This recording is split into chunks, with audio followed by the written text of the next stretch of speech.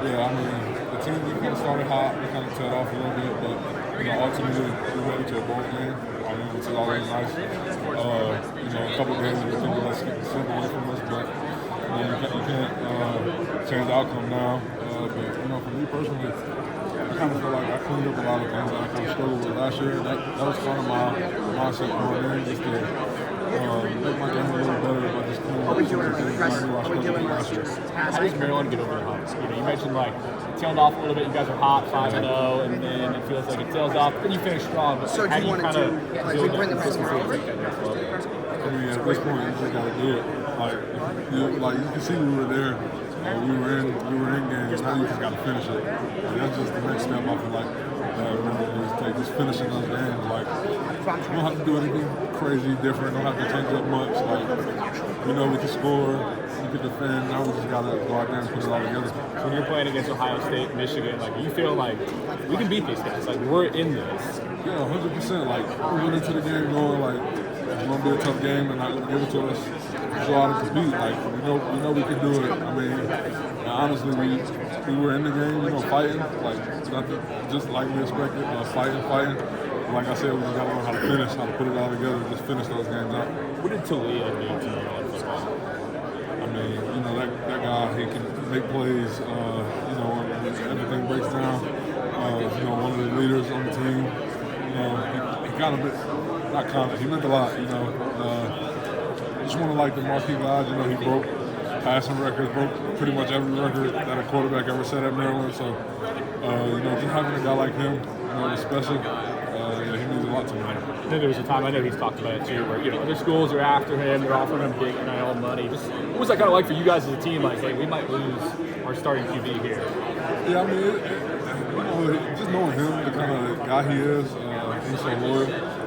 So I mean, I honestly feel like nobody really ever had a doubt in their mind that he would leave. Just knowing him, like he created a bond with his brothers. The 4 years I was there, he was there. I knew the bond we created, there was nothing really that could break that. He really wanted to run it back. Keep trying to get more and more for the team, help the team win, take the team to different places. Just last question: what is Locke's meant to Maryland, and what do you think makes him special as a coach, or just the body that he has? Yeah, I mean, Locke is huge to Maryland.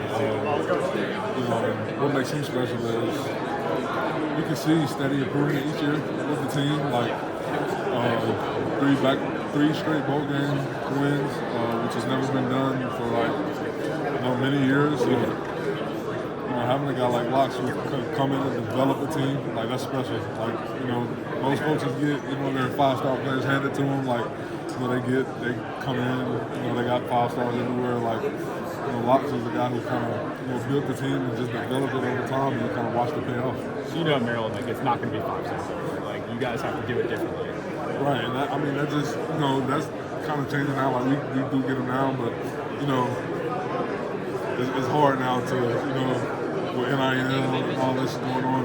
You never know where a player might go, so you might have to work with what you got. And a guy like Coach Locke has been able to develop, someone like me, a 3-star out of Maryland, into now here at the Senior Bowl competing, getting ready for the NFL draft. So that's just a testament to that. Thanks so much, man. Best of luck to you. Appreciate it. Hey, you get your few minutes? Nice to meet you. What was it like when you received that invitation to the Senior Bowl? What was your immediate reaction to that? Yeah, I mean, I was excited. I was kind of a later guy. I didn't get it as early, but I knew once I got it, I was going to come compete. So, I was excited to be able to come compete against some of the best, show what I could do. Who do you think has been some of the best competition you've faced so far this week? Any guys stand out to you? Yeah, I mean, the edge rusher from Alabama, the edge rusher from Texas Tech. Just a few guys that, have really been very tough competition, but really everybody has been tough competition. Everybody's here, trying to improve their stock, so there's not really anyone who isn't just going to come out and lay down. So it's been tough competition everywhere. What are you hoping NFL teams will take away from your performance on the field this week? Yeah, I mean, just really seeing how versatile I am, being able to create that value for myself by just being able to be plugged anywhere that a team needs. That's one of the biggest things, just that, and my finish. So I've been asking every offensive lineman, what feels better, a snatch, trap, and pass protection, or a pancake in the run game? I say a pancake. Pancake? When you get somebody going backwards, they're losing it all, and you finally put them on their back, it feels pretty good. Going back to your days in college, what was maybe the toughest opponent you had to face personally across the line? Yeah, I would say Aiden Hutchinson. We see him now in Detroit. He's pretty good. Giving rushers, all they can handle. So I mean, that was one person that was kind of like, he kind of got after it all game. Yeah, Aiden's a pretty good answer.